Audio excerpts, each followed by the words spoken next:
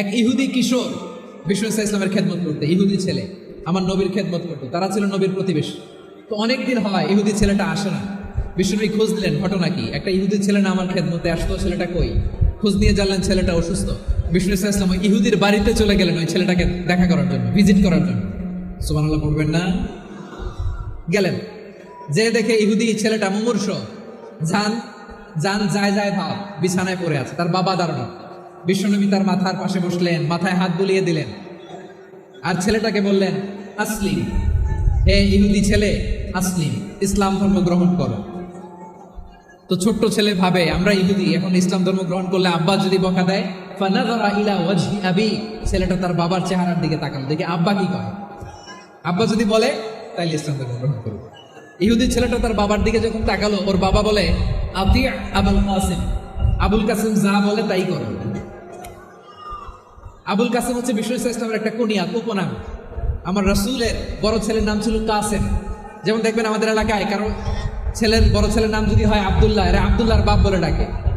কারো বড় মেয়ের নাম যদি হয় ফাতেমা, এরা কি ডাকে? ফাতেমার বাপ বলে না? তো বিষ্ণু ইসলামের বড় ছেলের নাম ছিল কাসেম।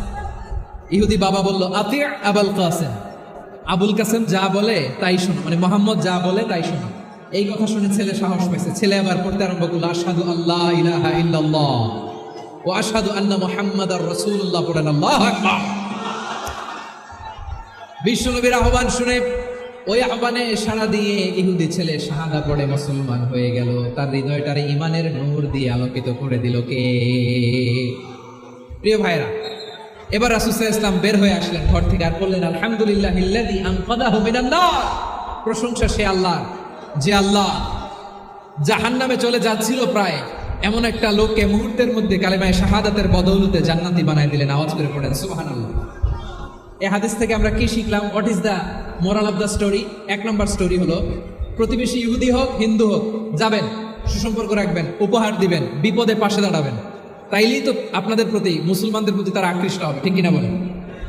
আপনি যদি হিন্দুদের সাথে বৌদ্ধদের সাথে নাই মিশেন, নাস্তিকের কাছে নাই যান, তো ইসলামের সৌন্দর্যটা ওরা বুঝবে কেমনি? আমার অনেক হিন্দু পরিচিত ভাই আছে, ওরা আমাদের ইফতারের প্রোগ্রামে এসে একসাথে ইফতারি করে। অনেক মদখোর আমার সাথে বসে একসাথে ডিনার করে, হাফ প্যান্ট পরা, গলায় স্বর্ণের চেইন, হাতে স্বর্ণের ব্রেসলেট, আইসা আমার সাথে ডিনার করছে, আছে এরকম। গাঁজাখোর, আমি বলে, আসো, ওয়েলকাম টু মাই ডিনার, আসো বসো। বসলেই তো আমি ওর চিন্তার ডিএনএ চেঞ্জ করে দেওয়ার সুযোগ পাবো, চিল্লায় বলো ঠিক কিনা? আসতে হবে আমার কাছে। Our door is open, the door of Islam is open 24/7। সব সময় আমাদের ইসলামের দরজা আমার অমুসলিম ভাইদের জন্য খোলা আছে না নাই? এই হাদিস থেকে দুইটা শিক্ষা। এক নম্বর শিক্ষা, প্রতিবেশী মুসলিম হোক অমুসলিম হোক, যান, অসুস্থ হইলে একটু আপেল নিয়ে যান, আঙ্গুর নিয়ে যান, কমলা নিয়ে যান, তাদের সাথে ভালো আচরণ করেন। ইসলামের বিউটি দেখে, সৌন্দর্য দেখে অবাক হবে, নসিব ভালো হলে কোনোদিন কালিমা পড়ে মুসলমান হয়ে যাবে, ঠিক কিনা বলেন? তাহলে অমুসলিমের সাথে ভালো সম্পর্ক। বিশ্বনবী ইহুদির বাড়িতে গেলেন, ইহুদির বাড়ি, আর আমার মুসলমান ভাই আমার কাফের বলে, এরকম আছে না নাই? মুসলিমরা দেখতে পারে না, সহ্য করতে পারে। বিশ্বনবী ইহুদির বাড়িতে গেলেন, এটা একটা শিক্ষা। আরেকটা শিক্ষা হলো, আমার প্রতিবেশী যেই ধর্মের হোক আমি সম্পর্ক রাখবো। অসুস্থ হলে যাবো, কে বলেন ভাইরা? যাবেন না আপনারা? আচ্ছা, 2 নম্বর শিক্ষা হলো, বিষ্ণু ইসলামের খাদেম ছিল ইহুদি, এতদিন খেদমত করলো, একদিনও বিশ্বনবী ওরা কালিমার দাওয়াত দেয় নাই। কারণ কি? বিশ্বনবী একটা ভালো সময়ের অপেক্ষা করতেছিলেন, প্রপার টাইমিং। দাঈর কাজ হচ্ছে দাঈ ইলাল্লাহ, সে হচ্ছে সুযোগ সন্ধানী। দাঈ সুযোগ খোঁজে, কখন দাওয়াত দিলে ব্যাটে বলে হবে, ঝোপ বোঝে কোপ মারে, ঠিক কিনা বলেন? বিষ্ণু ইসলাম ভালো সময়ের অপেক্ষা করতেছিলেন, দেখি ভালো সময় আসুক। আস্তে আস্তে এমন সময় আসছে, ছেলে এবার মুমূর্ষ। অসুস্থ ব্যক্তির হৃদয় অত্যন্ত নরম থাকে। হসপিটালে যখন কেউ যায় তার হৃদয়টা বড্ড নরম থাকে, মৃত্যুর ভয়ে তার অন্তরটা নরম থাকে, ঠিক কিনা বলেন? এই প্রপার টাইমিং এর অপেক্ষা করতেছিলেন। যখন এই টাইমিং পেয়েছেন, দাওয়াত দিলেন, পড়ো লা ইলাহা ইল্লাল্লাহ, সুবহানাল্লাহ পড়েন সবাই। বিষ্ণু ইসলাম মক্কাতে কিংবা মদিনাতে অন্য ধর্মের লোকদের সাথে খুব পিসফুলি লাইফ লিড করেছেন।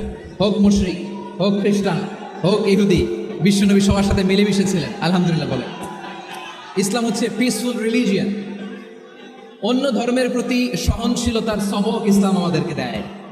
কিন্তু প্রতিটি মুসলিমের এটা মনে রাখতে হবে, আল্লাহর কাছে পছন্দনীয় গ্রহণযোগ্য ধর্ম জীবনাদর্শ একটি, সেটা হচ্ছে ইসলাম। আওয়াজ করে বলেন সেটা কি? লালমনিরহাটের ভাইরা আওয়াজ করে বলুন, আল্লাহর কাছে মনোনীত ধর্ম একটি, সেটা কি? এজন্য রব্বুল আলামিন বলেন ইন্নাদ-দীনা ইনদাল্লাহিল ইসলাম, আল্লাহর কাছে মনোনীত গ্রহণযোগ্য অ্যাকসেপ্টেড ধর্ম মতাদর্শ একটা, সেটা হলো ইসলাম। ইসলাম ছাড়া অন্য কোন ধর্ম যদি কেউ তালাশ করে, তার ওই ধর্ম আল্লাহ গ্রহণ করবে না।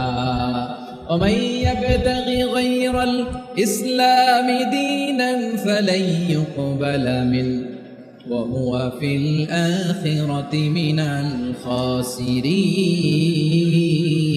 الخاسرين.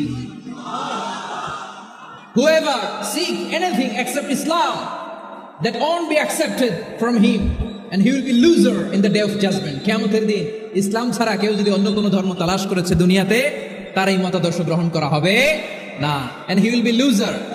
সে হবে লুজার, ক্ষতিগ্রস্ত। হাই হাই কোম্পানির ম্যানেজার, ওর আমও শেষ, সালাও শেষ। আওয়াজ করে বলেন ঠিক কি না? এজন্য ইসলাম পেয়ে আমরা খুশি না বেজার? প্রত্যেক নামাজ শেষে আমরা আল্লাহরে বলি, আল্লাহ রাদিতু বিল্লাহি রাব্বা ওয়া বিল ইসলামি দীনা ওয়া বি মুহাম্মাদিন নাবিয়্যান ওয়া রাসূলা। ও আল্লাহ, তোমারে রব হিসেবে পেয়ে আমরা খুশি। ও আল্লাহ, ইসলামকে ধর্ম হিসেবে পেয়ে আমরা খুশি। বিশ্ব নবীকে আমাদের রাসূল পেয়ে আমরা খুশি। ঠিক কিনা বলেন? ইসলাম ছাড়া অন্য কোনো ধর্ম আমরা গ্রহণ করব না। ঠিক কিনা বলেন? আল্লাহর কাছে অ্যাকসেপ্টেড রিলিজিয়ান একটা, সেটা ইসলাম। তো বিশ্বনবী সাল্লাল্লাহু আলাইহি ওয়াসাল্লাম মক্কাতে কিংবা মদিনাতে খুব পিসফুলি এক্সিস্ট করেছেন, যে কোনো ধর্মের সাথে মিলেমিশে চলেছেন। তার প্রমাণ আমরা যদি রাসূল সাল্লাল্লাহু আলাইহি ওয়াসাল্লামের বায়োগ্রাফির দিকে তাকাই, তাহলে দেখব তিনি মুশরিকদের সাথে পিস ট্রিটি করেছেন, শান্তি চুক্তি, পিস ট্রিটি, পিস এগ্রিমেন্ট। আপনারা হুদাইবিয়ার সন্ধির নাম শুনেছেন? আমার লালমনিরহাটের কলিজার টুকরা ভাইরা, হুদাইবিয়ার সন্ধির নাম আপনারা শুনেন নাই?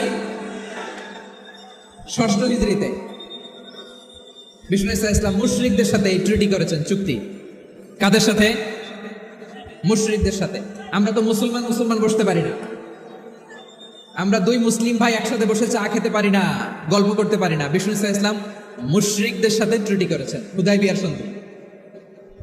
এই সন্ধির আগে মক্কা থেকে কেউ মদিনায় যেতে পারে না, মদিনা থেকে কেউ মক্কায় যেতে পারে না। কিন্তু এই সন্ধির পরে ট্রাফিক স্বাভাবিক হয়ে গেল।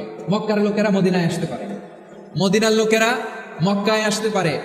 এটাকে বলে সুলহে Hudaibiya, the peace agreement of Hudaibiya, শান্তি চুক্তি। আমরা পৃথিবীতে এখন অনেক শান্তি চুক্তির নাম শুনি, এগুলো সব the piece treaty of Hudaibiya থেকে কপি করা। আল্লাহু আকবার। তাহলে বিশ্বনবী সাল্লাল্লাহু আলাইহি সাল্লাম তিনি যে শান্তিপূর্ণ সহাবস্থানে বিশ্বাসী ছিলেন, মুসলমানেরা যে অন্য ধর্মের প্রতি সহনশীল, তার প্রমাণ হচ্ছে এই পিস ট্রিটি। মক্কার পার্ট গেল, পিস এগ্রিমেন্ট করলেন, শান্তি চুক্তি। বিষ্ণু ইসলাম মদিনায় যে কি করলেন? মদিনায় যে বিষ্ণু ইসলাম মদিনা চার্টার করলেন, মদিনা সনদ, সাহিফাতুল মদিনা, এটার বলে মদিনা চার্টার। যে ওয়েস্টে, ইউরোপে, আমেরিকাতে তারা অনেক চার্টার করে, সব চার্টার মদিনা চার্টার থেকে কপি করা। আওয়াজ করে পড়েন সুবহানাল্লাহ। বিষ্ণু ইসলাম মদিনায় গেলেন, মদিনাতে মুসলিম, মুশরিক, ইয়াহুদি, এই 3 ধর্মের লোক মিলে সব স্টেক হোল্ডার যারা আছে সবাইকে নিয়ে বিষ্ণু ইসলাম মদিনা চার্টার করলেন, মদিনা সনদ পড়েন সুবহানাল্লাহ। শুধু তাই নয়, মক্কাতে বিশ্বনবী পিস এগ্রিমেন্ট করলেন, শান্তি চুক্তি মুশরিকদের সাথে। মদিনাতে যে বিশ্বনবী মদিনা চার্টার করলেন, মদিনা সনদ করলেন ইহুদিদের সাথে। আবার মদিনাতে বিশ্বনবী ইহুদিদের সাথে পিস ডায়ালগ করলেন, ইন্টারফেথ ডায়ালগ করলেন, আন্তধর্মীয় সংলাপ করলেন। যেই সংলাপের মূল ভিত্তি ছিল তাওহীদ। মূল ভিত্তি ছিল কি? তাওহীদ। বিশ্বনবী ইহুদিদেরকে ডাকলেন, আহ্বান করলেন, আহলাল কিতাবি তাআলাউ ইলা কালিমাতিন সাওয়াইন বাইনানা ওয়া বাইনাকুম আল্লা না'বুদা ইল্লাল্লাহ ওয়া লা নুশরিকা বিহি শাইআন ওয়া লা ইয়াত্তাখিযা বা'দুনা বা'দান আরবাবান মিন দুনিল্লাহ ফাইন তাওয়াল্লাউ ফাকুলু আশহাদু বিআন্না মুসলিমুন। সুবহানাল্লাহ পড়েন। বিশ্বনবী মদিনার ইহুদিদের ডেকে বললেন, ও ইহুদিরা শোনো শোনো, আসলে এমন একটা আদর্শের প্রশ্নে আমরা একত্রিত হই, যে আদর্শের প্রচার তোমাদের নবীরাও করেছে, আমিও করি। যে আদর্শের কথা তোমাদের পবিত্র ধর্মগ্রন্থগুলোতে আছে, আমার কোরআনেও আছে, সেটা হলো তাওহীদ। আমরা এক আল্লাহ ছাড়া কারো ইবাদত করব না, আল্লাহর সাথে কাউরে শরীক করব না, আল্লাহ ছাড়া কাউরে রব মানব না। পড়েন সুবহানাল্লাহ। তাহলে আমার প্রিয় লালমনিরহাটের ভাইরা, মদিনাতে যেয়ে তিনি মদিনা চার্টার করলেন, মদিনা সনদ, পিস ডায়ালগ করলেন, শান্তির সংলাপ, ইন্টারফেথ ডায়ালগ করলেন, আন্তধর্মীয় সংলাপ, যার ভিত্তি ছিল তাওহীদ। সুবহানাল্লাহ পড়ুন। তাহলে অন্য ধর্মের প্রতি সব সময় ইসলাম সহনশীল, টলারেন্স। যদি আপনি দেখতে চান ইসলামের নবী, বিশ্ব নবীর দিকে তাকান, ঠিক কিনা বলেন? আমরা তো সংখ্যালঘুদের রাইটস প্রোটেক্ট করার জন্য কত আইন বানাই, কত বৈঠক করি, কত সংবাদ সম্মেলন করি। বিষ্ণু সাল্লাল্লাহু আলাইহি ওয়াসাল্লাম সংখ্যালঘুদের রাইটসের ব্যাপারে, অধিকারের ব্যাপারে যে কথা বলেছেন, শুনলে আপনি অবাক হয়ে যাবেন। বিশ্বনবী বলেন, আলা মান যালামা মুআহাদান আও ইনতাকাসাহু আও কাল্লাফাহু ফাওকা তাআতিহি আও কাল্লাফাহু ফাওকা তাকাতিহি আও আখাযা মিনহু শাইআন বিগাইরি তিবি নাফসিন ওয়া আনা হাজিজুহু ইয়াউমাল কিয়ামা। খবরদার, জেনে রাখো, কেউ যদি কোনো সংখ্যালঘুর উপরে অত্যাচার করে, কোনো সংখ্যালঘুর প্রাপ্য থেকে যদি কেউ কাউকে ঠকায়, সংখ্যালঘুর উপর যদি কেউ কষ্ট দেয়, কোনো সংখ্যালঘুর সম্পদ যদি কেউ জোর করে কেড়ে নেয়, আমি কিয়ামতের দিন বিশ্বনবী ওই সংখ্যালঘুর পক্ষে আর ওই মুসলমানদের বিপক্ষে বাদী হয়ে দাঁড়াবো। সুবহানাল্লাহ বলতে পারলেন না? আল্লাহু আকবার। আপনি নামাজি, আপনি মুসল্লি, আপনি হাজী সাহেব, তাহাজ্জুদ পড়তে পড়তে কপালে দাগ ফেলে দিছেন, আপনার প্রতিবেশী হিন্দু, ভাবছেন আমার তো পাওয়ার আছে, ওর জমিটা দখল করি। বিশ্বনবী বলেন, কিয়ামতের দিন ওই হিন্দুর পক্ষে, তোর বিরুদ্ধে আমি বাদী হয়ে দাঁড়াবো। পৃথিবীর কোন ধর্মে এরকম স্টেটমেন্ট পাবেন? পাবেন? আপনি ভাবছেন আপনি নামাজ পড়লে, হাজী সাহেব কপালে দাগ ফেলাই দিলে আপনি সালসালে জান্নাতে চলে যাবেন না? খবরদার। বিশ্বনবী বলেন, কোন সংখ্যালঘুর উপর যদি কেউ আক্রমণ করে, তার প্রাপ্য তাকে না দিয়ে যদি তাকে ঠকায়, তার উপর জুলুম করে, তার সম্পদ যদি কেড়ে নেয়, আমি নবী, তুমি মুসলিম হইতে পারো, মুসল্লি হইতে পারো, তার পক্ষে, তোমার বিপক্ষে আল্লাহর দরবারে বাদী হয়ে দাঁড়াবো।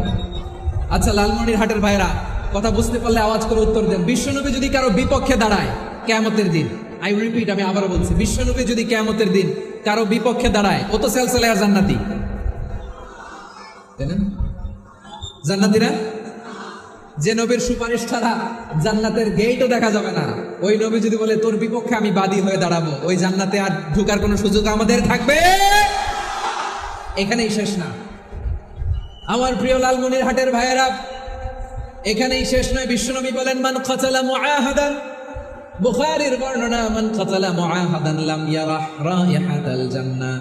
কেউ যদি, কোনো মুসলিম যদি অন্যায়ভাবে কোনো সংখ্যালঘুকে হত্যা করে, কোনো হিন্দুকে হত্যা করে, কোনো বৌদ্ধরে হত্যা করে, অন্যায়ভাবে কোনো মুসলিম যদি কোনো সংখ্যালঘুরে হত্যা করে, জান্নাতে যাওয়া তো দূরের কথা, ওই মুসলিম জান্নাতের ঘ্রাণও পাবে না। সেই বুখারীর বর্ণনা, মান কাতালা মুআহাদান লাম ইয়ারাহ রাইহাতাল জান্নাহ ওয়া ইন্না রিহাহা লা ইউজাদু মিন মাসিরাতি 40 আমা। যে জান্নাতের ঘ্রাণ 40 বছর দূরের রাস্তা থেকেই পাওয়া যায়। সুবহানাল্লাহ। প্রিয় ভাইরা, এখান থেকে জান্নাতে পৌঁছতে লাগবে 40 বছর। এত দূর, কত বছর? সবাই বলেন কত বছর? এখান থেকে জান্নাতে পৌঁছতে লাগবে 40 বছর। এত দূরে থাকতেই জান্নাতের ঘ্রাণ আপনার নাকে এসে ধাক্কা মারবে। বিষ্ণুই বলেন, যে ব্যক্তি কোন সংখ্যালঘুকে হত্যা করে, জান্নাতের ঘ্রাণ তো পাবেই না, জান্নাতে তো ঢুকতে পারবেই না, জান্নাতের ঘ্রাণও তার নাকে লাগবে না। পড়েন না আউযুবিল্লাহ। তাহলে সংখ্যালঘুদের ব্যাপারে ইসলামে অধিকার দেয়া আছে না নাই?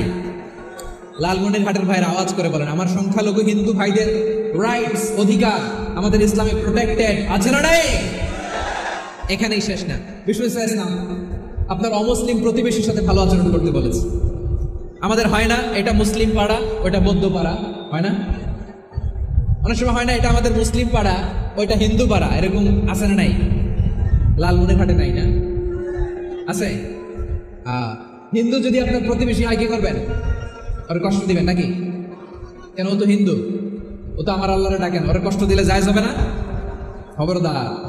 বিষ্ণু ইসলাম বলেন, মান কানা ইউমিনু বিল্লাহ ওয়াল ইয়াউমিল আখির ফালিউকরিম জারাহা, যে আল্লাহ বিশ্বাস করে আর আখিরাতে বিশ্বাস করে সেজন্য প্রতিবেশীর সাথে ভালো আচরণ করে। সুবহানাল্লাহ। কলিজা জুড়ায় যায় না আমার নবীর কথাগুলো শুনলে? যে আল্লাহ বিশ্বাস করে, যে আখিরাতে বিশ্বাস করে সেজন্য প্রতিবেশীর সাথে ভালো আচরণ করে। এখানে বলছে মুসলিম প্রতিবেশী বলছে, নামাজি প্রতিবেশী বলছে, আল্লাহওয়ালা প্রতিবেশী বলছে না। প্রতিবেশী আস্তিক হোক নাস্তিক হোক, প্রতিবেশী মুমিন হোক মুশরিক হোক, প্রতিবেশী হইলেই তার সাথে ভালো আচরণের দরকার আছে না নাই? আমার প্রিয় লালমনিরহাটের ভাইরা, বিষ্ণু ইসা ইসলাম ওনার ইহুদি প্রতিবেশীদের দেখাশোনা করতেন। আওয়াজ করে বলেন কোন প্রতিবেশী? ইহুদি। এক ইহুদি কিশোর বিষ্ণু ইসা ইসলামের খেদমত করতে, ইহুদি ছেলে আমার নবীর খেদমত করতো, তারা ছিল নবীর প্রতিবেশী। তো অনেকদিন হয় ইহুদি ছেলেটা আসে না। বিষ্ণু খোঁজ দিলেন, ঘটনা কি? একটা ইহুদি ছেলে না আমার খেদমতে আসতো, ছেলেটা কই? খোঁজ নিয়ে জানলেন ছেলেটা অসুস্থ। বিষ্ণু ইসা ইসলাম ওই ইহুদির বাড়িতে চলে গেলেন ওই ছেলেটাকে দেখা করার জন্য, ভিজিট করার জন্য। সুবহানাল্লাহ পড়বেন না? গেলেন, যে দেখে ইহুদি ছেলেটা মুমূর্ষ, যান যায় যায় ভাব, বিছানায় পড়ে আছে, তার বাবা দাঁড়ানো। বিশ্বনবী তার মাথার পাশে বসলেন, মাথায় হাত বুলিয়ে দিলেন আর ছেলেটাকে বললেন আসলিম, হে ইহুদি ছেলে আসলিম, ইসলাম ধর্ম গ্রহণ করো। তো ছোট্ট ছেলে ভাবে আমরা ইহুদি, এখন ইসলাম ধর্ম গ্রহণ করলে আব্বা যদি বকা দেয়। ফানাযারা ইলা ওয়াজহি আবি, ছেলেটা তার বাবার চেহারার দিকে তাকালো, দেখে আব্বা কি করে। আব্বা যদি বলে তাইলে ইসলাম ধর্ম গ্রহণ করো। ইহুদি ছেলেটা তার বাবার দিকে যখন তাকালো, ওর বাবা বলে আতি আবুল কাসিম, আবুল কাসিম যা বলে তাই করো। আবুল কাসিম হচ্ছে বিষ্ণু ইসলামের একটা কুনিয়াত, উপনাম। আমার রাসূলের বড় ছেলের নাম ছিল কাসেম। যেমন দেখবেন আমাদের এলাকায় কারো বড় ছেলের নাম যদি হয় আব্দুল্লাহ, এরা আব্দুল্লাহর বাপ বলে ডাকে। কারো বড় মেয়ের নাম যদি হয় ফাতেমা, এরা কি ডাকে? ফাতেমার বাপ বলে না? তো বিষ্ণু ইসলামের বড় ছেলের নাম ছিল কাসেম। ইহুদি বাবা বলল আতি আবুল কাসেম, আবুল কাসেম যা বলে তাই শোনো, মানে মোহাম্মদ যা বলে তাই শোনো। এই কথা শুনে ছেলে সাহস পেয়েছে, ছেলে আবার পড়তে আরম্ভ করলো আশহাদু আল্লাহ ইলাহা ইল্লাল্লাহ ওয়া আশহাদু আন্না মুহাম্মাদার রাসূলুল্লাহ, পড়েন আল্লাহু আকবার। বিশ্বনবীর আহ্বান শুনে ওই আহ্বানে সাড়া দিয়ে ইহুদি ছেলে শাহাদা পড়ে মুসলমান হয়ে গেল। তার হৃদয়টারে ঈমানের নূর দিয়ে আলোকিত করে দিল কে? প্রিয় ভাইরা, এবার রাসূল সাল্লাল্লাহু আলাইহি ওয়াসাল্লাম বের হয়ে আসলেন ঘর থেকে আর বললেন আলহামদুলিল্লাহিল্লাযী আনকাযাহু মিনান নার, প্রশংসা সে আল্লাহর যে আল্লাহ জাহান্নামে চলে যাচ্ছিল প্রায় এমন একটা লোককে মুহূর্তের মধ্যে কালেমায়ে শাহাদাতের বদৌলতে জান্নাতি বানায় দিলেন। আওয়াজ করে পড়েন সুবহানাল্লাহ। এই হাদিস থেকে আমরা কি শিখলাম? What is the moral of the story? এক নম্বর স্টোরি হলো, প্রতিবেশী ইহুদি হোক হিন্দু হোক, যাবেন, সুসম্পর্ক রাখবেন, উপহার দিবেন, বিপদে পাশে দাঁড়াবেন। তাইলেই তো আপনাদের প্রতি, মুসলমানদের প্রতি তারা আকৃষ্ট হবে, ঠিক কিনা বলেন? আপনি যদি হিন্দুদের সাথে বৌদ্ধদের সাথে নাই মিশেন, নাস্তিকের কাছে নাই যান, তো ইসলামের সৌন্দর্যটা ওরা বুঝবে কেমনি? আমার অনেক হিন্দু পরিচিত ভাই আছে, ওরা আমাদের ইফতারির প্রোগ্রামে এসে একসাথে ইফতারি করে। অনেক মদখোর আমার সাথে বসে একসাথে ডিনার করে, হাফ প্যান্ট পরা, গলায় স্বর্ণের চেইন, হাতে স্বর্ণের ব্রেসলেট, আইসা আমার সাথে ডিনার করছে, আছে এরকম। গাঁজাখোর, আমি বলি আসো, welcome welcome to my dinner, আসো বসো। বসলেই তো আমি ওর চিন্তার ডিএনএ চেঞ্জ করে দেওয়ার সুযোগ পাবো, চিল্লায় বলো ঠিক কিনা? আসতে হবে আমার কাছে। Our door is open, the door of Islam is open 24/7। সব সময় আমাদের ইসলামের দরজা আমার অমুসলিম ভাইদের জন্য খোলা আছে না নাই? এই হাদিস থেকে দুইটা শিক্ষা। এক নম্বর শিক্ষা, প্রতিবেশী মুসলিম হোক অমুসলিম হোক, যান, অসুস্থ হইলে একটু আপেল নিয়ে যান, আঙ্গুর নিয়ে যান, কমলা নিয়ে যান, তাদের সাথে ভালো আচরণ করেন। ইসলামের বিউটি দেখে, সৌন্দর্য দেখে অবাক হবে, নসিব ভালো হলে কোনোদিন কালিমা পড়ে মুসলমান হয়ে যাবে, ঠিক কিনা বলেন? তাহলে অমুসলিমের সাথে ভালো সম্পর্ক। বিশ্বনবী ইহুদির বাড়িতে গেলেন, ইহুদির বাড়ি, আর আমার মুসলমান ভাই আমার কাফের বলে, এরকম আছে না নাই? মুসলিমরা দেখতে পারে না, সহ্য করতে পারে। বিশ্বনবী ইহুদির বাড়িতে গেলেন, এটা একটা শিক্ষা। আরেকটা শিক্ষা হলো, আমার প্রতিবেশী যেই ধর্মের হোক আমি সম্পর্ক রাখবো। অসুস্থ হলে যাবো, কি বলেন ভাইরা? যাবেন না? যাবেন না আপনারা? আচ্ছা, 2 নম্বর শিক্ষা হলো, বিষ্ণু ইসলামের খাদেম ছিল ইহুদি, এতদিন খেদমত করলো, একদিনও বিশ্বনবী ওরা কালিমার দাওয়াত দেয় নাই। কারণ কি? বিশ্বনবী একটা ভালো সময়ের অপেক্ষা করতেছিলেন, প্রপার টাইমিং। দায়ীর কাজ হচ্ছে দায়ী ইলাল্লাহ, সে হচ্ছে সুযোগ সন্ধানী। দায়ী সুযোগ খোঁজে, কখন দাওয়া দিলে ব্যাটে বলে হবে, ঝোপ বুঝে কোপ মারে, ঠিক কিনা বলে? বিষ্ণু ইসলাম ভালো সময়ের অপেক্ষা করতেছিলেন, দেখি ভালো সময় আসুক আসুক আসুক আসুক। আস্তে আস্তে এমন সময় আসছে, ছেলে এবার মুমূর্ষ। অসুস্থ ব্যক্তির হৃদয় অত্যন্ত নরম থাকে। হসপিটালে যখন কেউ যায় তার হৃদয়টা বড্ড নরম থাকে, মৃত্যুর ভয়ে তার অন্তরটা নরম থাকে, ঠিক কিনা বলেন? এই প্রপার টাইমিং এর অপেক্ষা করতেছিলেন। যখনই টাইমিং পেয়েছেন দাওয়াত দিলেন, পড়ো লা ইলাহা ইল্লাল্লাহ, সুবহানাল্লাহ পড়েন সবাই। তাহলে ইসলাম অমুসলিম প্রতিবেশীর সাথে ভালো আচরণ করতে পারে। ইসলাম অমুসলিম মাতা পিতার সাথেও ভালো আচরণ করতে পারে। মাতা পিতা যদি অমুসলিম হয় তারা ফেলে দিতে পারবেন? পারবেন? পারবেন?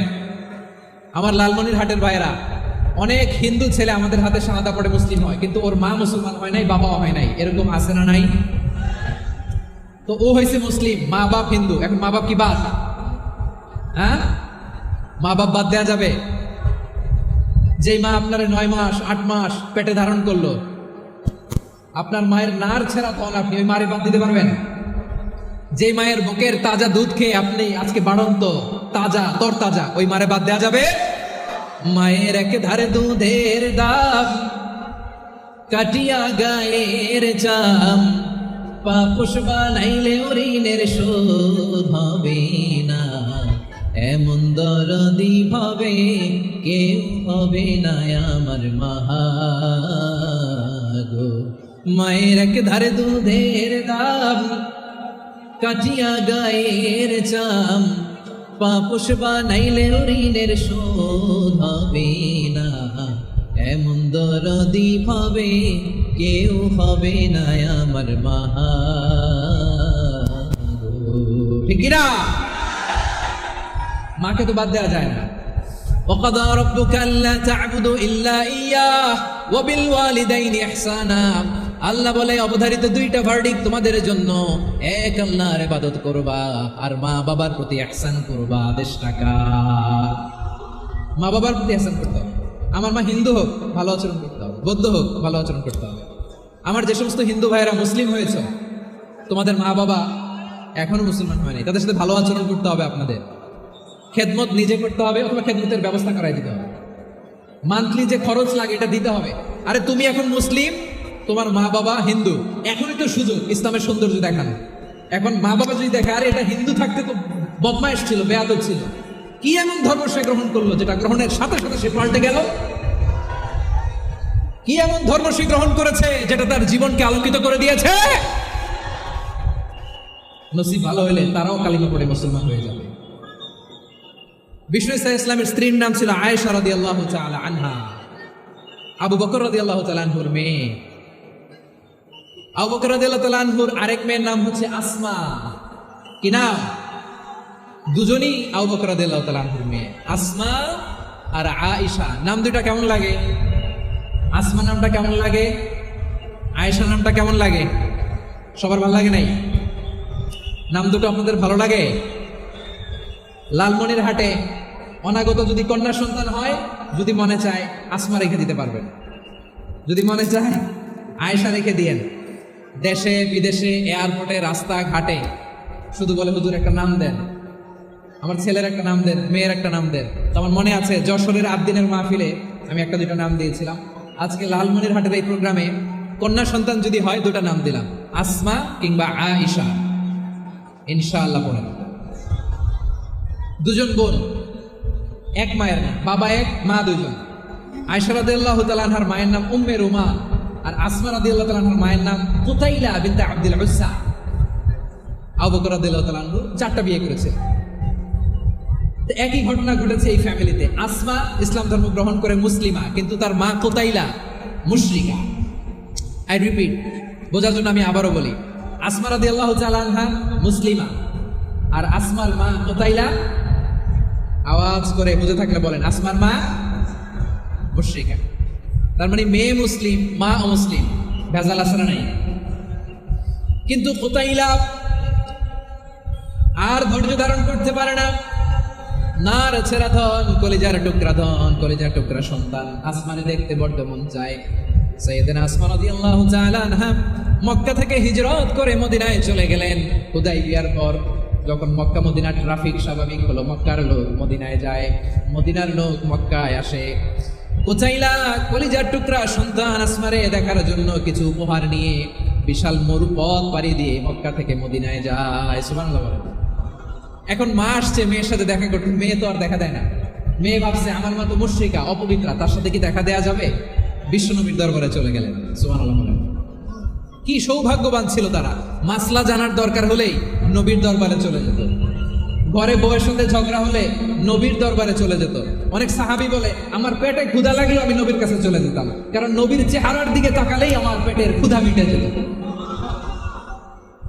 সাইয়েদানা আসমা রাদিয়াল্লাহু তাআলা আনহা বিশ্বনবীর কাছে চলে গেলেন, যে বললেন ইয়া রাসূলুল্লাহ ইয়া হাবিবাল্লাহ ইন্না উম্মি কাদিমাতুন ইলাইয়া ওয়া হিয়া রাগিবা। আমার মা মক্কা থেকে অনেক দূর মরুর পথ পাড়ি দিয়ে উপহার সামগ্রী নিয়ে মদিনায় আমার সাথে দেখা করতে এসেছে গো নবী। আমার জানতে বড্ড ইচ্ছে হয় আমি আমার মুশরিকা মায়ের সাথে একটু দেখা করতে পারবো কিনা। আফা আসিলুহা, আগে যেমনি আমি আমার মায়ের সাথে ভালো আচরণ করতাম, যেমনি আমি আমার মায়ের সাথে সদাচরণ করতাম গো নবী, এখন আমি মুসলিমা মা মুশরিকা, এখনো কি আগের মতো সদাচরণ করতে পারবো নাকি? বিশ্বনবী বললেন নাম সিলিহা, হ্যাঁ রে আসমা, অবশ্যই অবশ্যই, আগে ঠিক যেমন তুমি তোমার মায়ের সাথে ভালো আচরণ করতে এখনো তেমনি আগের মতো ভালো আচরণ করবা। আওয়াজ করে পড়েন সুবহানাল্লাহ। কি ইসলাম আমরা পেয়েছি! কত ব্রড মাইন্ডেড আমাদের ইসলাম, কত ওপেন মাইন্ডেড ইসলাম, কত ওপেন আপ করতে পারে, চিন্তা করতে পারে। বিষ্ণু বলেন হ্যাঁ অবশ্যই, নাম সুলিহা, আগে যেমনি ভালো আচরণ করছো আসমা এখন ওই রকমই করো, পারলে আরো বাড়াই করো। সুবহানাল্লাহ বলেন। তাহলে আমার যে হিন্দু ভাইয়েরা, হিন্দু বোনেরা, ইমানের বদৌলতে দৌলতে আপনি ধন্য হয়েছেন, আপনার আম্মা আব্বা এখন মুসলমান হয় নাই, তাদের জন্য দোয়া করেন, তাদের জন্য দোয়া করেন, আল্লাহ যেন তাদেরকেও ইমানের দৌলত দান করেন। আমরা সবাই পড়ি আমিন, আরো জোরে পড়েন আমিন।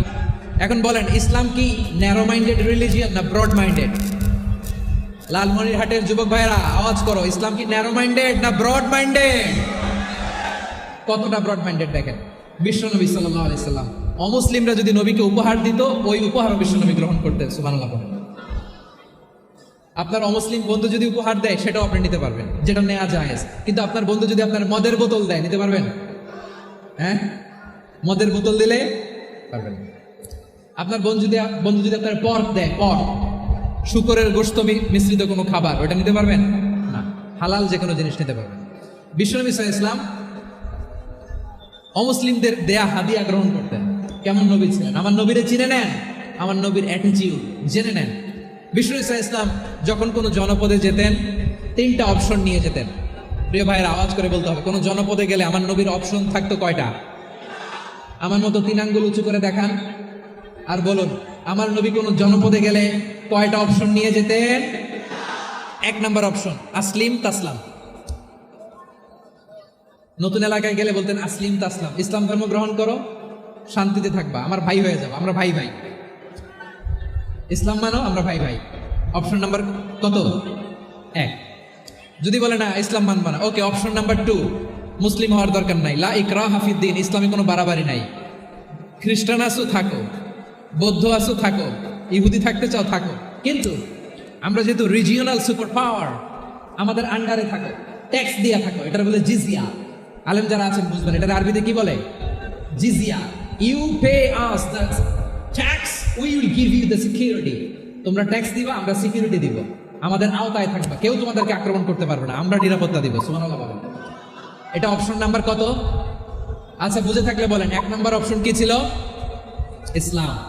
ইসলাম মানুষ শান্তিতে থাকবা, ভাই ভাই, আমরা ভাই ভাই। অপশন নাম্বার 2, ট্যাক্স দাও, আমরা নিরাপত্তা দিব, মুসলিম হওয়া লাগবে না। এখন 1 নম্বরও মানে না, 2 নম্বরও মানে না, মুসলিম হবো না, ভালো, খ্রিস্টান থাকো, ট্যাক্স দাও, আমরা সিকিউরিটি দিব না, এটাও মানি না। বিষ্ণু বলেন তাহলে তলোয়ার আমাদের আর তোমাদের মাঝে ফয়সালা করবে। মুসলিমও হবা না, ট্যাক্স দিবা, নিরাপত্তা দিব, আমরা সুপার পাওয়ার, আমাদের আন্ডারে থাকবে, এটাও না। তাহলে তোমাদেরকে তো আমরা বিশ্বাস করতে পারি না, কখন না কখন বিশ্বাসঘাতকতা করো, কার সাথে মিলে হাত মিলাও, তলোয়ার আমাদের মাঝে ফয়সালা করবে। তখন তিনি জেহাদের সশস্ত্র সংগ্রামের ঘোষণা দিতেন। সুবহানাল্লাহ পড়েন। দেখেন পশ্চিমারা জেহাদকে এইভাবে চিত্রায়িত করে না, ওরা জেহাদ বলতে বুঝায় তলোয়ার, হাত কাটো, গলা কাটো, না, জেহাদ সশস্ত্র সংগ্রাম 3 নম্বরে। অধিকাংশ ক্ষেত্রেই বিশ্বনবীর সুন্দর আচরণ দেখে, আরে আমার নবীর যে নুরানি চেহারা, অনেকে তো কেবল সির্ফ চেহারাটা দেখেই কালিমা পড়ে মুসলমান হয়ে গিয়েছে। যারা মুসলিম হয় নাই তারা তাদের ইসলামী বলবৎ ছিল, ট্যাক্স দিয়ে ইসলামের আন্ডারে ছিল। যারা এটাও মানে নাই ওইটাও মানে নাই তাদের বিরুদ্ধে জেহাদ। বিষ্ণু ইসলাম 7ম হিজরিতে যখন খায়বার বিজয়ের পরে ইসলাম রিজিওনাল সুপার পাওয়ার হিসেবে আত্মপ্রকাশ করলো, বিশ্বনবী চিঠি লিখলেন অন্যান্য সুপার পাওয়ারের কাছে, রাষ্ট্রীয় চিঠি লেখে এক রাষ্ট্রপ্রধান আরেক রাষ্ট্রপ্রধানের কাছে, ঠিক কিনা বলেন? জানেন না আপনারা? এই যে 24-এর ছাত্র নাগরিক অভ্যুত্থানে, এই অভ্যুত্থান যখন শুরু হয় আমি তখন সাউথ আফ্রিকাতে একটা স্ট্যাটাস দিয়েছিলাম, কোটা নয় গোটা দেশ সংস্কার করা লাগবে।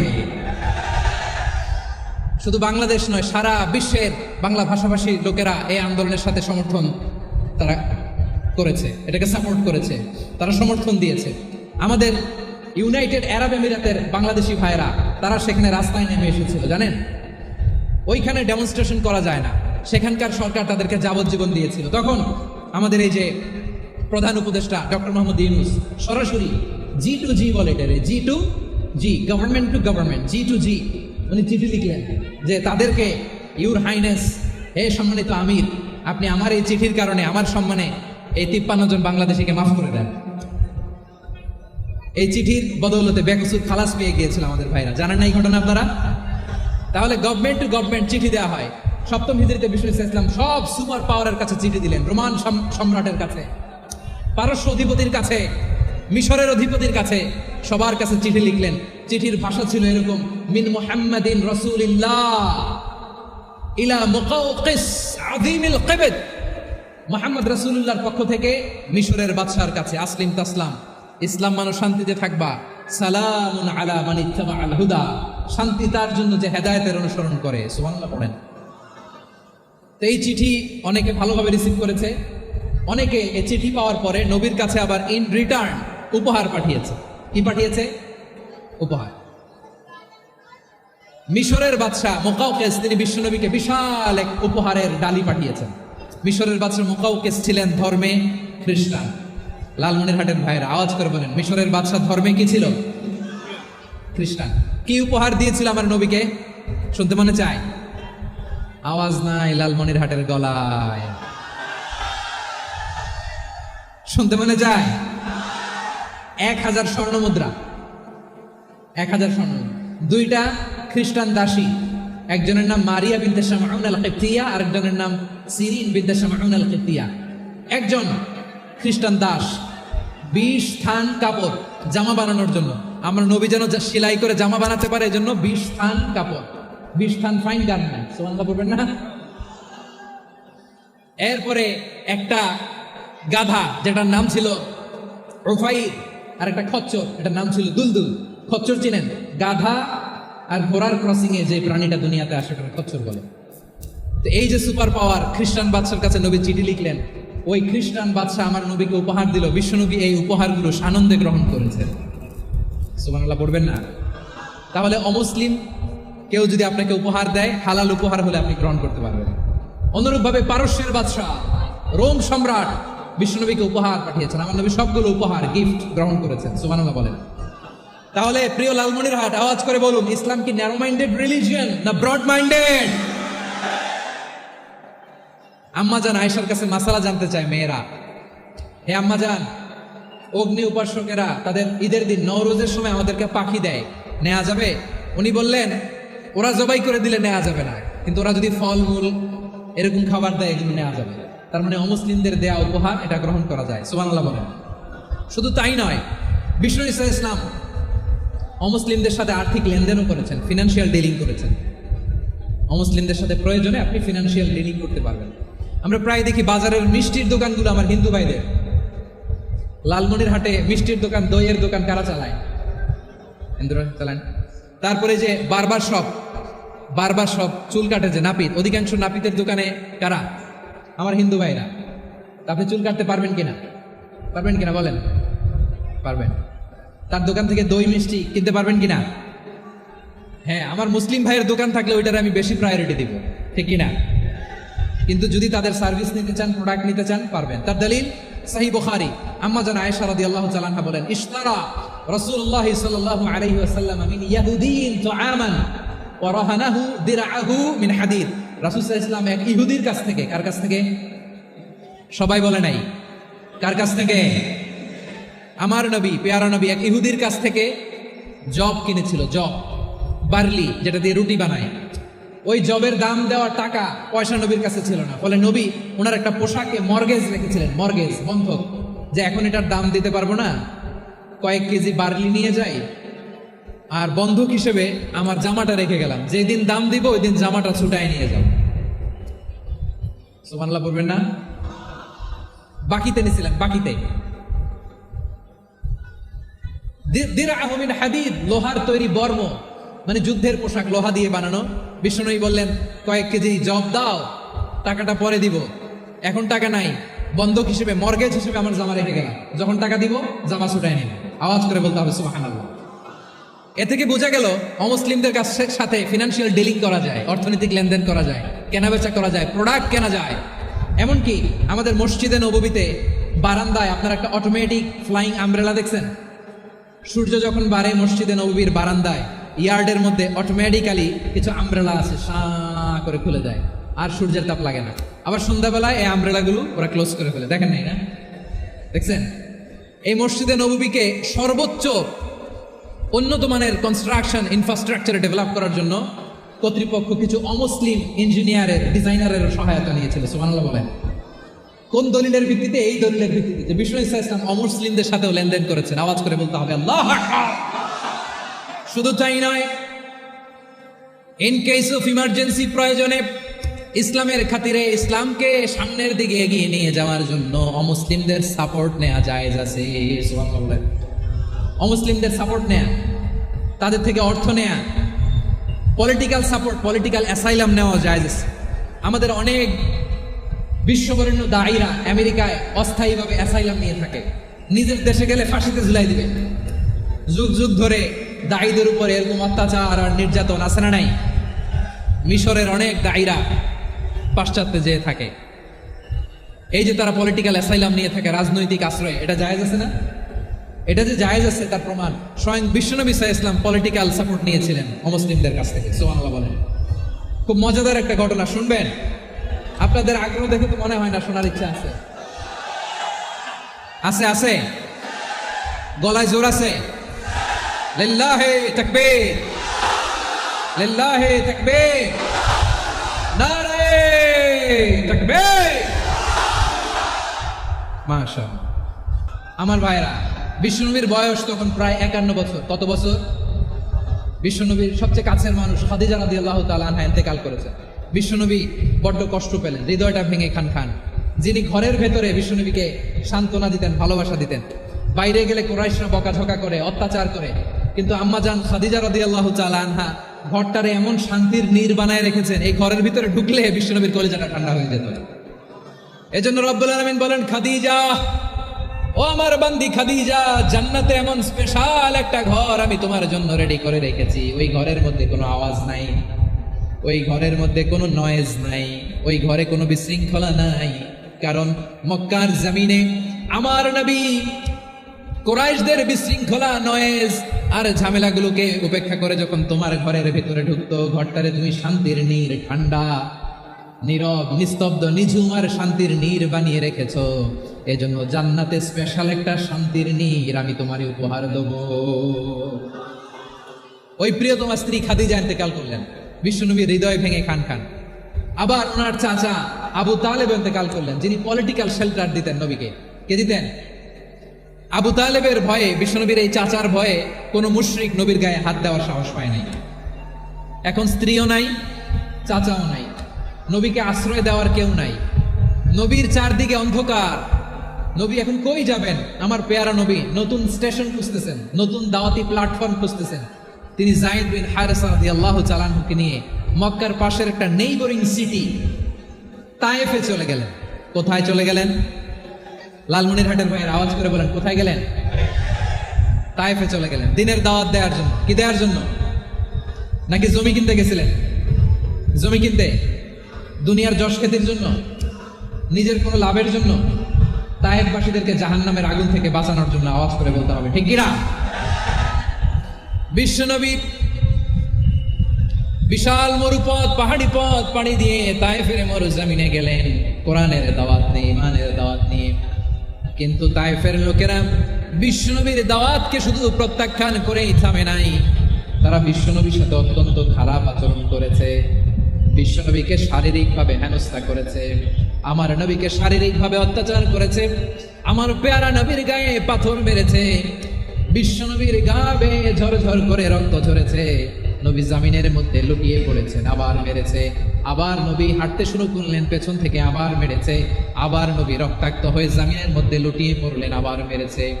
বিশ্বনবীর মতো এত সুশ্রী মানব, বিশ্বনবীর মতো এত শুভ্র মানব, বিশ্বনবীর মতো এমন চমৎকার দেহাবয়ব দিয়ে রব্বুল আলামিন কাউকে বানান নাই।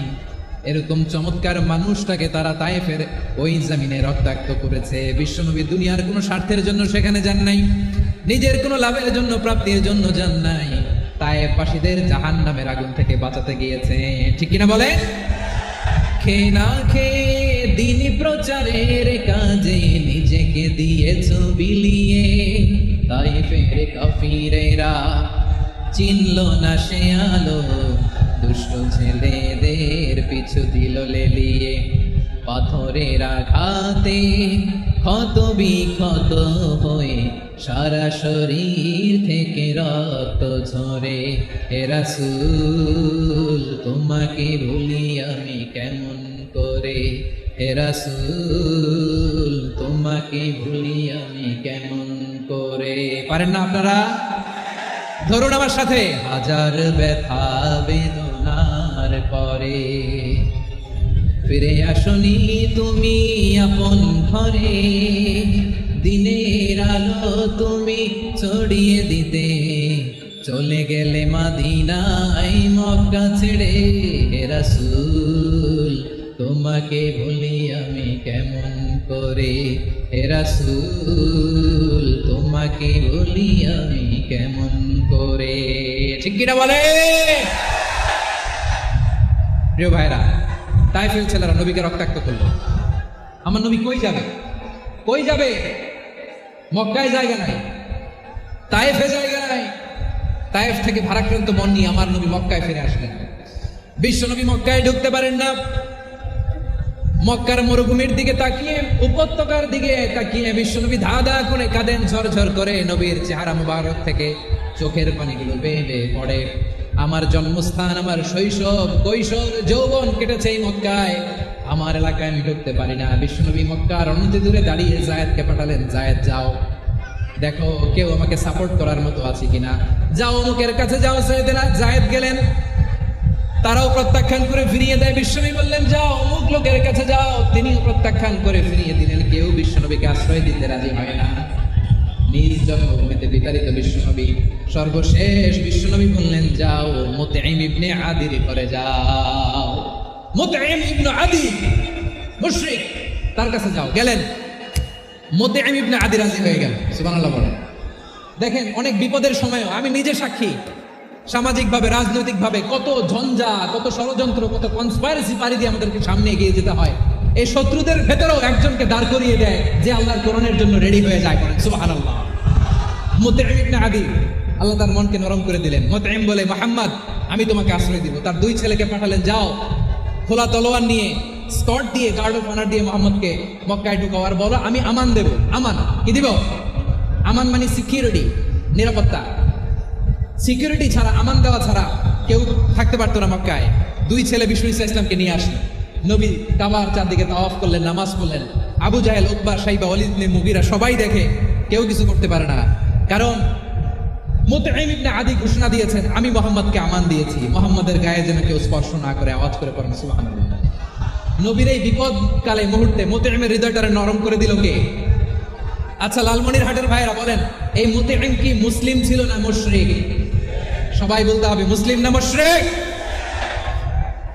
তাহলে মুশরিকের কাছ থেকে নবী পলিটিক্যাল অ্যাসাইলাম, আধুনিক রাষ্ট্রবিজ্ঞানের ভাষায় পলিটিক্যাল অ্যাসাইলাম, যেটাকে বলে রাজনৈতিক আশ্রয়, ওনার আমান বা নিরাপত্তার এই ঘোষণায় তিনি মক্কায় ঢুকলেন। যতদিন নিরাপত্তা ছিল ছিলেন, মোতিম যখন মারা গেল, বিষ্ণু ইসলাম হিজরত করে মদিনায় চলে গেলেন, সুবহানাল্লাহ। কিন্তু মোতিম যে বিশ্বনবীর উপকার করছে এটা বিশ্বনবী বলে নাই। আমাদের অনেকে আছে উপকার করার পরে আর খেয়াল থাকে না, খাওয়ার পরে গলা দিয়ে নামলে আর খেয়াল থাকে না, এরকম আছে না নাই? আমার নবী বলে নাই। বদরের প্রান্তরে 70 জন কাফেরকে যখন বন্দি করে বিশ্বনবীর সামনে হাঁটু গেড়ে দাঁড় করানো হলো, বসানো হলো, 70 জন কাফের, কয়জন? বিশ্বনবী তাদের দিকে তাকিয়ে বললেন, সহিহ বুখারীর বর্ণনা, লাউ কানাল মুতি'ম ইবনে আদি হাইয়ান সুম্মা কাল্লামানি হাউলাইন নাতনা লা তারাকতুহুম লাহু। বদরের প্রান্তরে 70 জন বন্দী কাফিরের দিকে তাকিয়ে আমার নবী বললেন, আজকে মুতি'ম ইবনে আদি যদি বেঁচে থাকতো আর তোমাদের 70 জনের ব্যাপারে যদি মুতি'ম এক বাক্যে একটা সুপারিশ করতো, তার সম্মানে আজকে তোদের সবাই আমি মাফ করে দিতাম। সুবহানাল্লাহ নাই? ওই যে চিল্লাচিল্লি যে কথা বোঝে নাই, কোন জিনিস মিস করছে ওরা নিজেরাও বোঝে নাই। বিশ্বনবী মুতি'মের এই সাহায্যের কথা বলে নাই। 70 জন মুশরিক হাঁটু গেড়ে বসা, নবী চাইলে এখনই এক্সিকিউশন অর্ডার দিতে পারে। তিনি বললেন, আজকে যদি মুতি'ম বেঁচে থাকতো আর মুতি'ম যদি তোদের জন্য সুপারিশ করতে, এই আবর্জনাগুলোর ব্যাপারে সুপারিশ করতে, আমি মুহূর্তেই তোদেরকে এমনি মাফ করে দিতাম। এবার বলেন, ইসলাম কি ন্যারো মাইন্ডেড না ব্রড মাইন্ডেড? শুধু তাই নয়, যাকে যে সম্মান দেয়ার আমার নবী দিতেন, হোক আস্তিক হোক নাস্তিক, হোক মুসলিম হোক অমুসলিম। বিষ্ণু ইসলাম যখন রোমান সম্রাটের কাছে চিঠি লিখেছেন, আমার প্রিয় লালমনিরহাটের ভাইরা, অল্প কয়েক মিনিট কয়েকটা জরুরি কথা বলবো, এদিকে তাকান, এদিকে তাকান। রোমান সম্রাটের কাছে বিষ্ণুনবী যখন চিঠি লিখলেন মিন মুহাম্মদ রাসূলুল্লাহ ইলা হিরাকলা আযীমের রোম। মুহাম্মদের পক্ষ থেকে হিরাক্লিয়াসের কাছে, যিনি হচ্ছেন আযীমের রোম। এটা নবী নিজ থেকে বানায় লিখছেন অতিরিক্ত সম্মান দিয়ে। কোন রাষ্ট্রপ্রধান যখন আসে তাদেরকে আমরা কি বলি জানেন? তার নামের শেষে HE এটা লিখতে হয়, H.E. মানে হিজ এক্সেলেন্সি। কি লেখে? হিজ এক্সেলেন্সি অথবা ইউর হাইনেস, ইউর ম্যাজেস্টি। দেখেন, বিশ্বনবী সাল্লাল্লাহু আলাইহি ওয়াসাল্লাম সব নবীদেরও নবী, তিনি একজন মুশরিক খ্রিস্টান সম্রাট রোমান সম্রাটের কাছে চিঠি লিখতে যায়, লিখতেছে ইলা হিরাকলা আযীমের রোম, হিরাক্লিয়াসের কাছে আমার চিঠি, যিনি রোমের আযীম, হিজ হাইনেস, মানে রোমের অনেক সম্মানিত এক বাহাদুর। আওয়াজ করে বলেন সুবহানাল্লাহ। তার মানে যাকে যে সম্মান দেয়ার এটা বিশ্বনবী দিতেন। এমনকি যে ইহুদিরা ভালো ছিল, এই ইহুদিদেরও প্রশংসা করেছেন বিশ্বনবী মুহাম্মদুর রাসূলুল্লাহ সাল্লাল্লাহু আলাইহি ওয়াসাল্লাম। এক ইহুদির প্রশংসা করেছেন বিশ্বনবী। ইহুদির কার? আমি তো আমার ভাইয়ের প্রশংসা করি না, আমি তো এক আলেম আরেক আলেমরে স্পেস দেই না, আমি তো এক দায়ী আরেক দায়ীর সাথে বসতে চাই না। আমার নবী ইহুদির প্রশংসা করে। কার প্রশংসা? ওই ইহুদির নাম ছিল মুখাইরিক। সিরাত গ্রন্থ ঘাটলে পাবেন। তিনি বলেছেন, মুখাইরিক খাইরু ইয়াহুদ, মুখাইরিক is the best of the Jews. জুইশদের মধ্যে সে সবচেয়ে ভালো। কেন প্রশংসা করলেন তার? এর কারণ মদিনা চার্টারে কথা ছিল সব ধর্মের মুসলিম মুশরিক ইহুদিরা মিলে মদিনাকে রক্ষা করবে। কিন্তু 3য় হিজরিতে যখন উহুদের যুদ্ধ শুরু হলো, সবার কথা ছিল যেই আক্রমণ করে আমরা মদিনাকে বাঁচাবো। কোন শহরকে বাঁচাবো? মদিনাকে। কিন্তু কুরাইশরা যখন অ্যাটাক করলো, ইহুদিরা আর আসে না, ইহুদিরা আর বেরোয় না। বিষ্ণু বলেন, ওহে ইহুদিরা, তোমরা না চুক্তি করলে আমার সাথে যে মদিনা বাঁচাতে সবাই ঝাঁপিয়ে পড়বো, আসো। একটা ইহুদিও বেরোয় না, কেউ আসে না সেদিন, একজন ছাড়া। তার নাম মুখাইরেক। তার নাম কি? মুখাইরেক বাহাদুরের মতো ঘোড়সাওয়ার হয়ে বেরিয়ে গেলেন এবং বললেন, গোটা ইহুদি সাম্রাজ্যের একজনও যদি না আসে, আমি মুখাইরেককে কেউ ঘরে আটকে রাখতে পারবে না। বেরিয়ে আসলেন, এসে বললেন, আমি মুহাম্মদের পক্ষে যুদ্ধ করব। আমি মারা গেলে আমার সম্পদ আমার উত্তরাধিকারীরা পাবে না, আমার সম্পদ তোমরা মুহাম্মদকে দিয়ে দিবা। সুবহানাল্লাহ। উহুদের ময়দানে 70 জন মুসলমান শহীদ হলো। এই ইহুদি, সেও মুসলমানের পক্ষে যুদ্ধ করে নিহত হলো। সুবহানাল্লাহ। মুসলিমদের লাশ যখন নিয়ে আসা হলো, এই মুখাইরিকের লাশ নিয়ে আসা হলো। মুসলিমদের লাশের পাশে মুখাইরিকের লাশ দেখে বিশ্বনবী মুখাইরিকের প্রতি অনেক খুশি হলেন। আর বিশ্বনবী খুশি হয়ে বললেন, মুখাইরিক খায়রু ইয়াহুদ, মুখাইরিক যদিও তুমি ইহুদি, তারপরে তুমি সব ইহুদিদের মধ্যে সেরা ইহুদি। পড়েন সুবহানাল্লাহ। আমার নবী ইহুদিকেও সম্মান দিতে কার্পণ্য করে নাই। আওয়াজ করে বলেন আল্লাহু আকবার। প্রিয় ভাইরা, এবার সর্বশেষ আওয়াজ করে বলেন, ইসলাম কি ন্যারো মাইন্ডেড নাকি ব্রড মাইন্ডেড? সবাই বলেন, ন্যারো মাইন্ডেড না ব্রড মাইন্ডেড? এজন্য অমুসলিম হইলেই তারা আমাদের শত্রু নয়। শত্রু কারা? এই লালমনিরহাটের ভাইরা শুনেন, শত্রু কারা? যে সমস্ত অমুসলিম আমাদেরকে নিশ্চিহ্ন করে দিতে চায়, যে সমস্ত অমুসলিম আমাদের ভূখণ্ড থেকে আমাদেরকে তাড়িয়ে দিতে চায়, যে সমস্ত অমুসলিম আমার ধর্ম নিয়ে তুচ্ছতাচ্ছিল্য করে চিল্লায় বলেন ঠিক কিনা। তিনি আপনার সবচেয়ে ভালো চায়। নারী কখনো গার্ডিয়ানশিপের বাইরে থাকতে পারে না। হয় আপনি বাবার গার্ডিয়ানশিপের ভেতরে, বাপ না থাকলে ভাই আপনার গার্ডিয়ান, ভাই না থাকলে চাচা গার্ডিয়ান, বিয়ের পরে আপনার স্বামী আপনার গার্ডিয়ান। শরিয়া সম্মত স্বামীর আদেশগুলো আপনি মেনে চলবেন, কিন্তু শরিয়া বিরুদ্ধ কোনো আদেশ মানতে আপনি বাধ্য নয়। আওয়াজ করে বলুন সবাই ঠিক কিনা। এই 4টা কাজ যদি কোনো নারী করে, বিষ্ণুই বলেন জান্নাতের 8টা দরজা খোলা, তোমার যেটা দিয়ে মনে চায় সেটা দিয়ে জান্নাতে তুমি এন্ট্রি নিতে পারবা। আমরা এখানে লালমনিরহাটের সোহরাওয়ার্দী ময়দানে আজকে যেন একত্রিত হতে পারলাম, আল্লাহর জান্নাতের জন্য একত্রিত হতে পারে। আল্লাহ তুমি তৌফিক দান করো। আল্লাহ আমার এই কলিজার টুকরা যুবক ভাইদেরকে তুমি উমরে ফারুকের মতো কবুল করো। জেলা স্টেডিয়ামে অবস্থানরত আমার মা বোনদেরকে তুমি ফাতেমার মতো, খাদিজার মতো কবুল করো। আমাদের কলিজার টুকরা সন্তানদেরকে তুমি সালাউদ্দিন আল আইয়ুবীর মতো কবুল করো। এই যে ইসলামিক সোসাইটি লালমনিরহাটকে আল্লাহ তুমি কবুল করো। আল্লাহ যে কথাগুলো বললাম এগুলো প্রথমে আমাকে, আমার সব ভাইদেরকে আমল করার তৌফিক দান করো। রব্বানা যালামনা আনফুসানা ওয়া ইন লাম তাগফির লানা ওয়া তারহামনা লানাকুনান্না মিনাল খাসিরিন। রব্বানা আতিনা ফিদ দুনিয়া হাসানাতাও ওয়া ফিল আখিরাতি হাসানাতাও ওয়া কিনা আযাবান নার।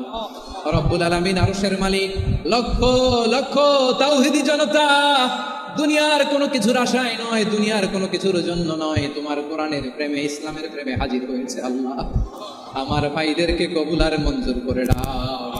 ইসলামের জন্য এই গণজোয়ার, এই উৎসাহ, সেই এনার্জি শক্তিগুলোকে আগামীর ইসলামের জন্য কবুল আর মঞ্জুর করে নাও। গাড়িতে করে, হুন্ডায় চড়ে, সাইকেল দিয়ে, রেল লাইন দিয়ে, রেলে চড়ে চড়ে লক্ষ লক্ষ ভাইরা বিভিন্ন জেলা থেকে আজকের এই ঐতিহাসিক লালমনিরহাটের প্রোগ্রামে যারা জয়েন করলো, নিরাপদে তুমি আবার তাদেরকে গন্তব্যে পৌঁছে দিও। রব্বানা তাকাব্বাল মিন্না ইন্নাকা আনতাস সামিউল আলিম ওয়া তুব আলাইনা ইয়া মাওলানা ইন্নাকা আনতাত তাওয়াবুর রহিম। সুবহানা রাব্বিকা রাব্বিল ইজ্জাতি আম্মা ইয়াসিফুন ওয়া সালামুন আলাল মুরসালিন والحمد لله رب العالمين. واجعل آخر كلامنا عند الموت لا إله إلا الله محمد رسول الله.